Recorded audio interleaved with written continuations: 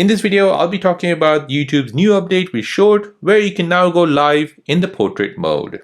So YouTube Shorts was launched in September 2020, and it has helped skyrocket many channels on the site into the tens and thousands of subscribers. So similar to TikTok, YouTube Shorts wants to offer a special feed for users to upload and consume content up to 1 minute long videos. Now YouTube has taken it up another level, matching TikTok's live feature, and they've added the new vertical live stream feature. So let me show you how you can go live on your YouTube Shorts. So before you begin, you're gonna first go to your App Store, search for YouTube, and make sure that's been updated to the latest version. Now once that's updated, you wanna go ahead and open the app. Now to start YouTube Shorts live, go ahead and tap on the plus sign at the bottom. Now once it opens up, you'll get these options here.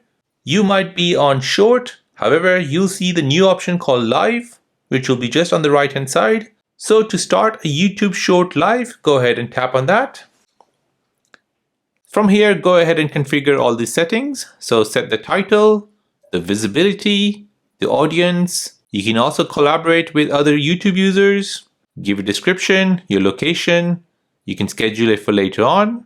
And you can tap on advanced settings for more settings here. So here you can allow chat, reactions. You can even allow the monetization for this account. Here you can go ahead and decide if you want vertical or horizontal. So vertical is for shorts. So this is what they're introducing here. Now once you're done with that, tap next.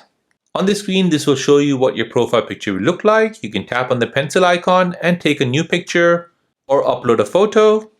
And after you've done that, go ahead and tap on Go Live. So now once you come to this screen, you are live. As you can see at the top left, you'll see the word live. And there you go guys, that is how to go live on YouTube Shorts.